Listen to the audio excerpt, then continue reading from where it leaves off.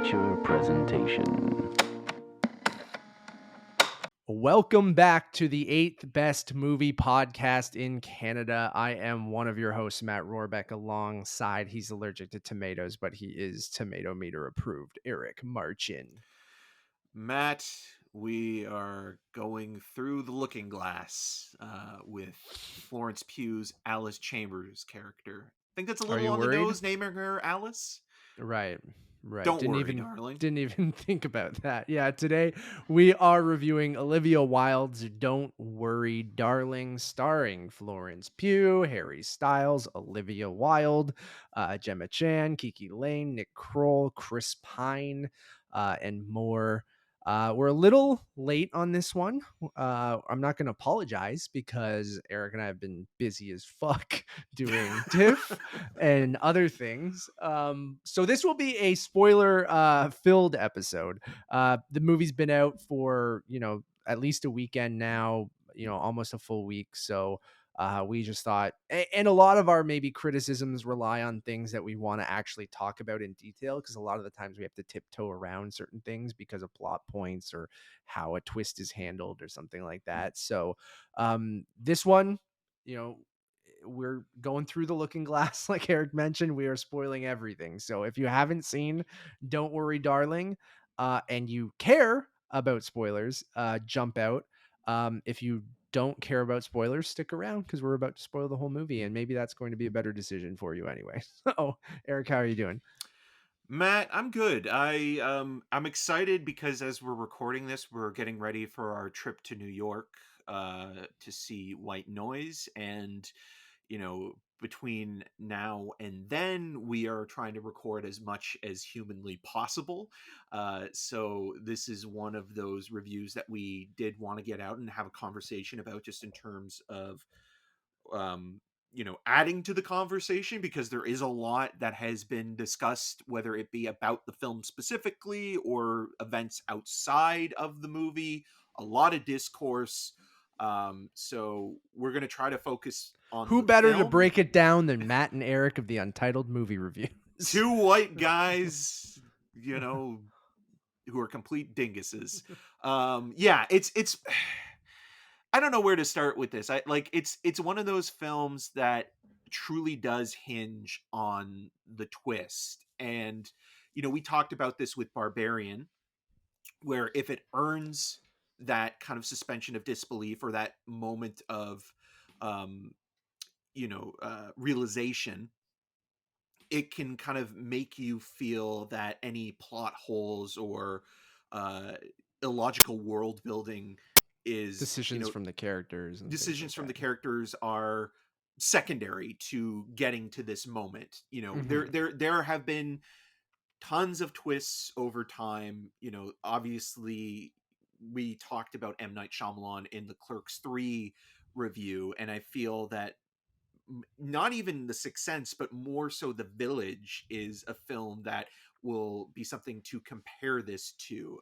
There's also films like Stephen Knight's Serenity, which is another movie that kind of is First thing I thought of while watching this, that I yeah, needed to except text you after. Serenity is a bad movie. Like, it is a bad film. But I'd rather something so bad like Serenity than something so middle of the road. Well, that's what I'm Like, getting at. I think yeah. I think Serenity with Matthew McConaughey and Anne Hathaway has more of a personality, and a filmmaker And it's who so just batshit completely ridiculous. doesn't know what he's doing. And then again, it recontextualizes the whole film in a way that's almost like darkly funny. But also, the thing that I don't really like about Serenity is the sexual abuse towards Anne Hathaway's character by Sure, Jason yeah. Clarke, and that kind of keeps me from like totally embracing the campy quality of it. But it is more campy than Don't Worry, Darling, where I think the biggest offense I have with Don't Worry, Darling, which makes it a really bad film, is that it's just boring.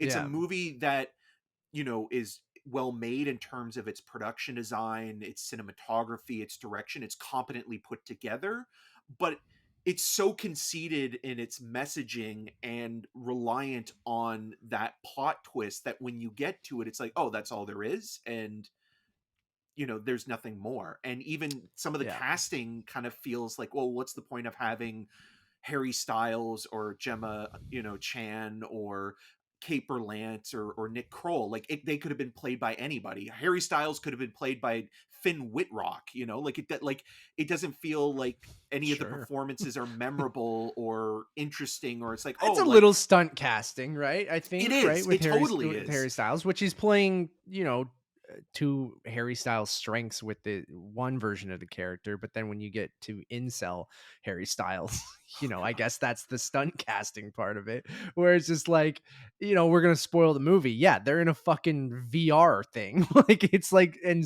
Serenity was all a video game. Basically, this whole movie was a virtual world, and like that in itself sounds batshit. But if I didn't already see that in something that was even more batshit, like the fishing movie Serenity, not necessarily a fishing movie, but Justice like for it's like, justice. yeah, like it's. I the first thing I thought of was Serenity, but even on top of that, it's just derivative of things like the Stepford Wives, The Village, Get Out. Get Out. Like there's so many things you can reference that this is kind of, just another version of that. I Episodes of think, Black Mirror, The Twilight Zone, The yeah, Prisoner from the 60s.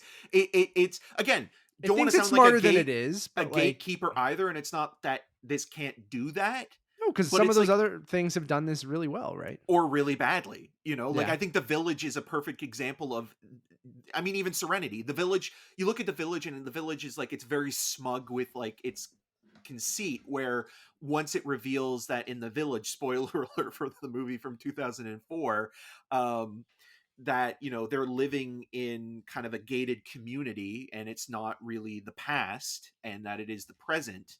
It's almost like the reveal is like, hi, but you didn't see that coming. Well, it's like, maybe not, but at the same time, it's like, it's not really that mind-blowing.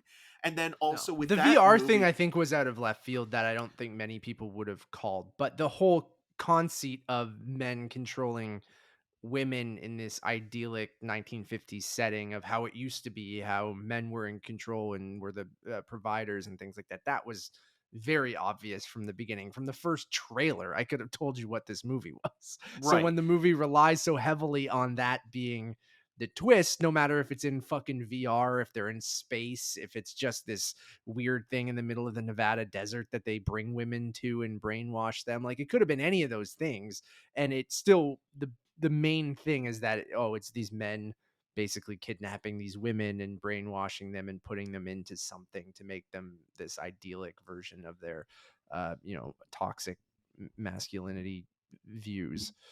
Yeah, being very regressive, and having someone like Chris Pine, who, Olivia Wilde has said that he's kind of playing like a version of Jordan Peterson. Although I think it would have been funnier if it was someone like Dave Bautista playing a version of Joe Rogan, because then it would kind of add some satire to like this kind of person only Yeah, being able to have this kind of power in a world like this, and how ridiculous they kind of are in the concept of this design, in this town of Victory, where the Pine thing is like, you never see Pine in the real world, you only hear his voice, but you see him, in this virtual world, and he's Chris Pine.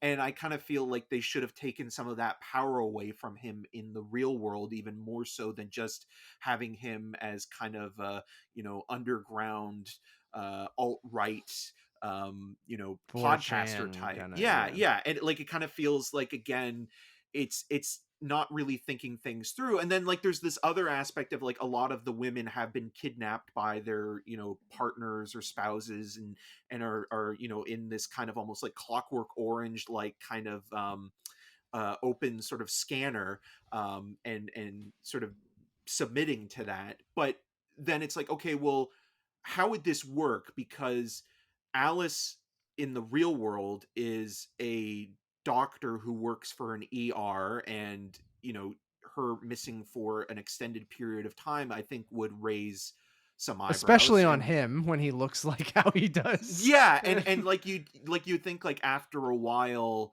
somebody would suspect something, or the same thing with one of the other people that have been kidnapped by their significant others. And then on top of that as well, going back to The Village again, what The Village did really poorly and was disgusting is the way that M. Night Shyamalan cast Adrian Brody playing somebody with a disability. And in this, you have KiKi Layne being kind of the scapegoat slash martyr of this film, and how it also handles mental health and wellness, in terms of her committing suicide, and it kind of being passed off as just you know a, a plot point, and it just kind of Yeah, I feels think it's intentionally meant. disingenuous. Yeah, well, I think all of that is intentional of like how the men are handling that, right? Like, I Right. guess I But it's still you know, clunky, I think, in terms of oh, how totally. it gets that point across, and it's just like, oh, you're just kind of you It's really all are very just obvious to me, like, or not obvious, but just in your face and on the nose and kind of blunt with it all, and yeah. that's why when it relies so heavily on a twist, like we're saying, like it just doesn't really land because I wish you kind of just I don't know how you improve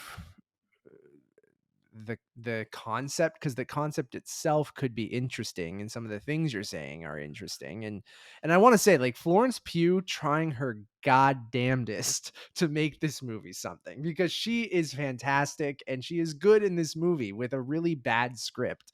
Like, I just think it's a bad script for this to be on the blacklist however many years ago, and I know that they did a bunch of rewrites and changed the ending and stuff like that, but like I just found like it to be so one note, and again thinks it's smarter than it is, but then also includes some of the dumbest storytelling beats and plot and cliches and things that I see in the worst types of movies, with like the doctor who accidentally leaves his fucking thing out, his briefcase out, Timothy Simmons, who's a that comedic has actor. yeah, that has a file on it that, Florence Pugh needed to see, and then he leaves his briefcase conveniently behind. And like, there's numerous things like that that are just kind of so lazy in its screenwriting, where I'm like, you really couldn't have found a better way to kind of get to that point, or get to her to find like the plane crash thing of her finding the exit to the VR thing. I was like, the fuck does that even mean? And I know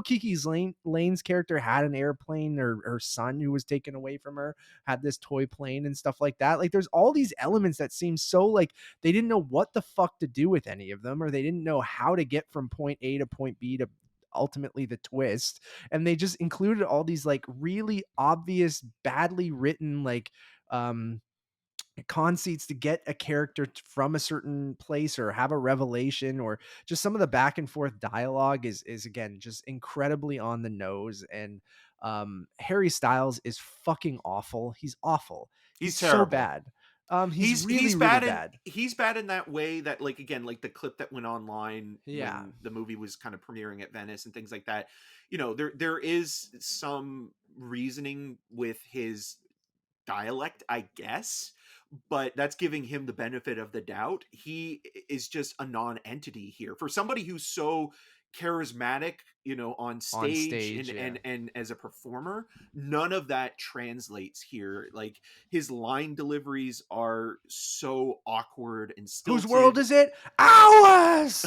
It's The way like, he no, bro. dances, it's just Yeah. ridiculous. He's so bad, but the whole cast is, outside of Florence Pugh, this entire cast, it's like it's not necessary to have these actors in these roles, and it's more distracting because they are bigger Olivia names. Wilde being in it is distracting. Yeah, Olivia um Wilde, I think, is okay in the movie I as think she's well. fine, but I just feel like her being in it is Yeah, distracting. yeah, and again, like, we're not bringing anything from what is No, happening on the I outside, don't but it care is. about any of that, but No, but it's again, like, it's like, okay, some of this is going to trickle through, and I can understand why some people would be talking about that in the narrative, because it's almost like its own thing. Like, you could basically see like Ryan Murphy making a season's worth of Feud based on this down the line, or something like that. I'm sure he Um, would. But but yeah, to me, yeah, I said like it's not even worth all the fuss of that. Like, it's it's not. just it's so mediocre. Like, it's not bad enough to be fun to watch. It's not good enough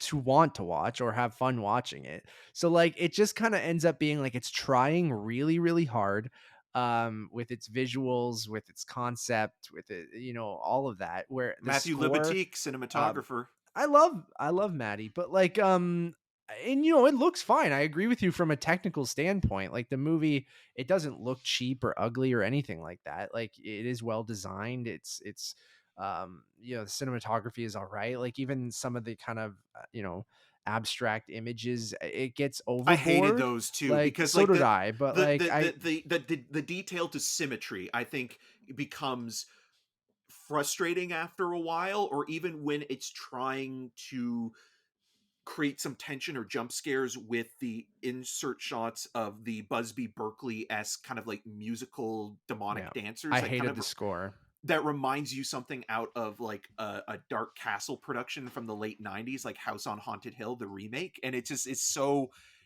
tacky, and it's not, it's frivolous, it's uninteresting, it doesn't add to the story, it doesn't add any sort of subversive quality to, the world underneath this, beautiful, pristine. It's just all empty and hollow.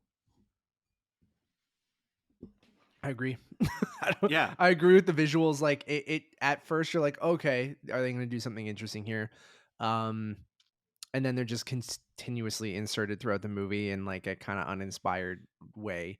The score I felt was obnoxious, like John Powell's score. Like it has that ha ha ha ha, like Yeah, this the like kind of choral, yeah, the choral kind of thing voices. that goes like throughout the entire thing. That just is like, again, everything is trying so hard, and again, that can work sometimes, but unfortunately here, I just found myself sitting there going, okay, and then just watching everything happen. And like you said earlier, people are making decisions that you're not really sure why they're doing that.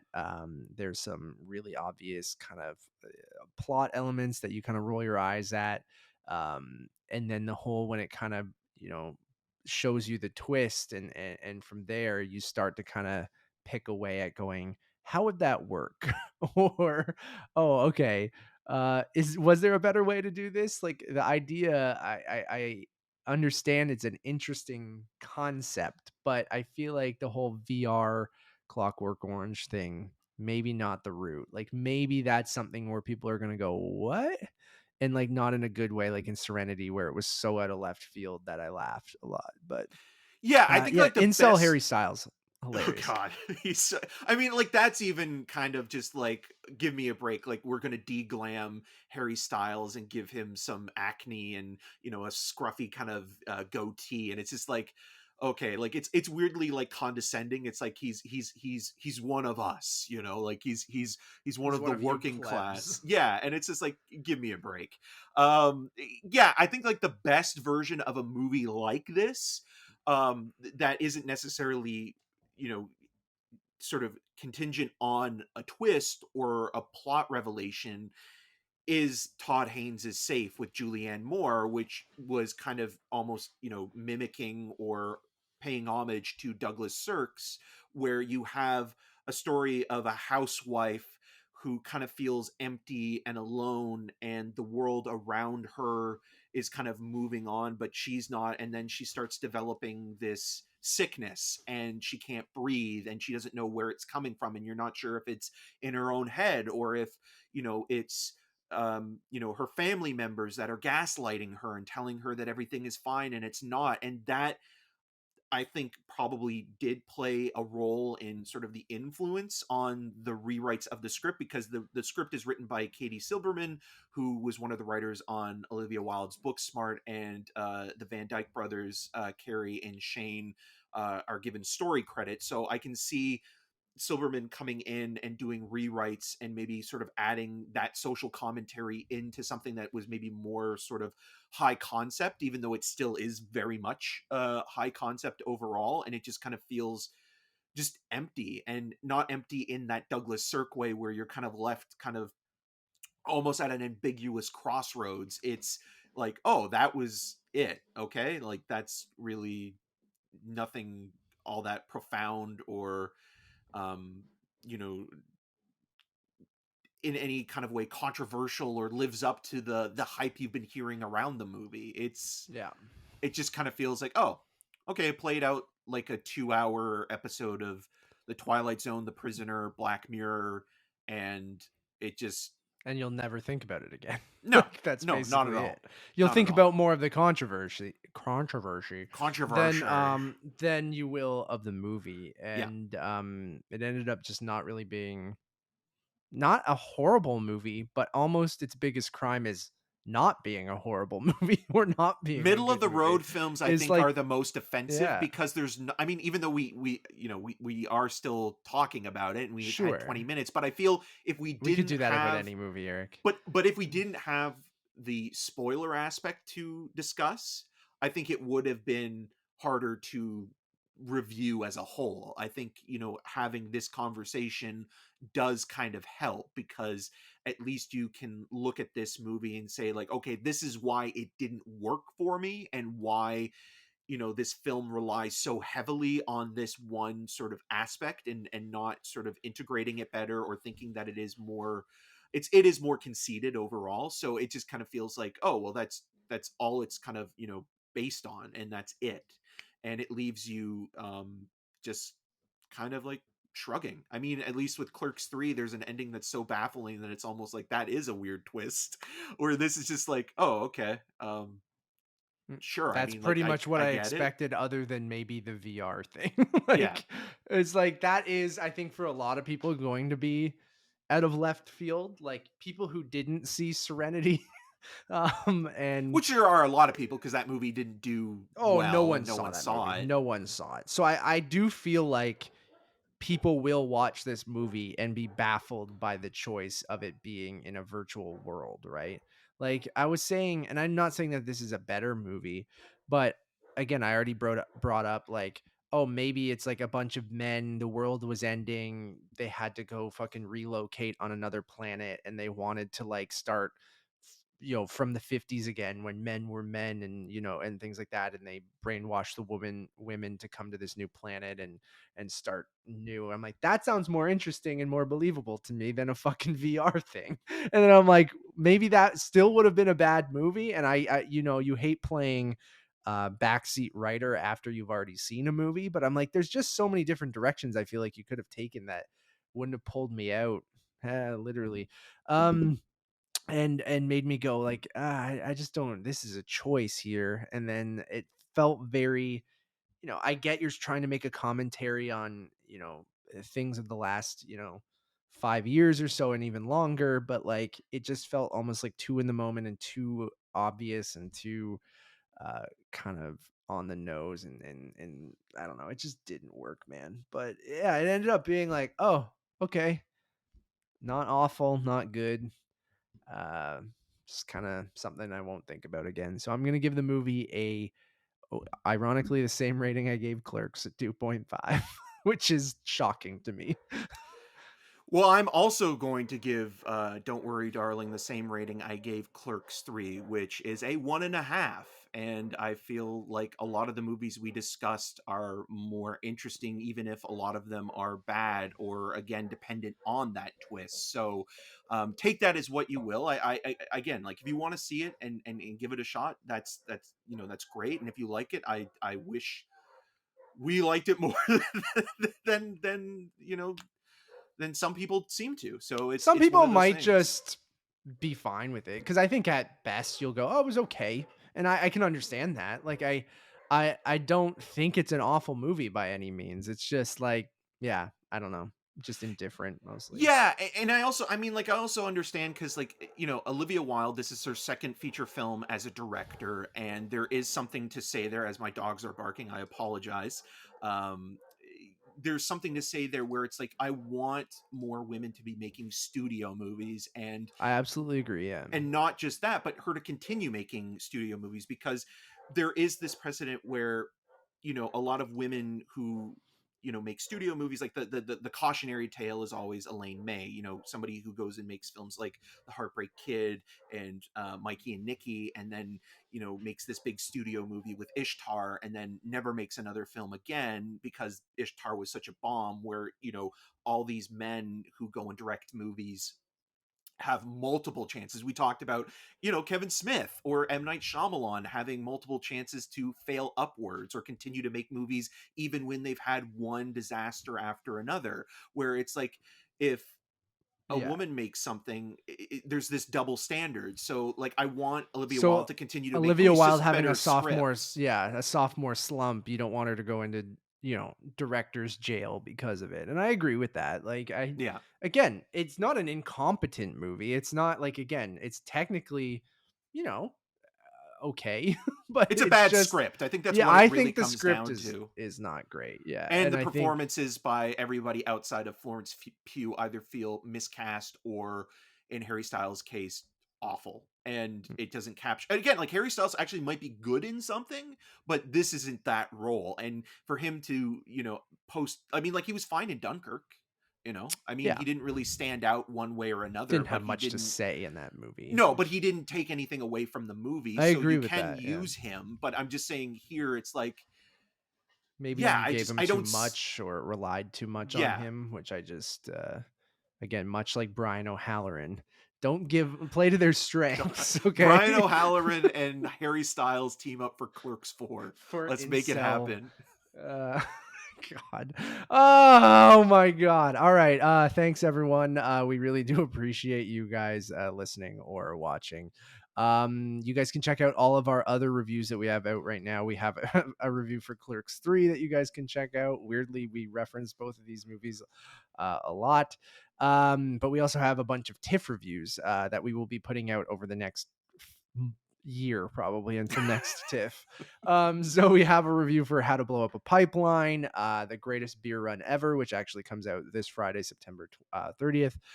Women Talking, Pearl, which is out now, Triangle of Sadness, The Banshees of Inisherin, Empire of Light, The Whale, The Fablemans, Glass Onion, Bros, Brother, Weird, the Al Yankovic story. So tons and tons of reviews over on the Untitled Movie Review. So check out all of those. We don't spoil anything unless, like in this, we tell you beforehand. So don't worry about, if you're going to have the movie ruined. Don't worry, darling. Did I do that intentionally? No. Also, our TIFF wrap-up episode over on the Untitled Movie Podcast channel. You guys can get all of that stuff over on YouTube at Untitled Movie Podcasts or on your podcast service of choice. One-stop shop for everything is Untitled_movies over on Letterboxd. As always, my name is Matt Rohrbeck. You can worry about me, darling, on all those social medias at Matt Rohrbeck. And you can worry about me, Eric Marchin, on rogerstv.com/cinemascene and on the social medias at EM6211. Until next time. Worry, darling. Worry. I was going to go, whose world is it? Ours! Stupid ass scene. Bye.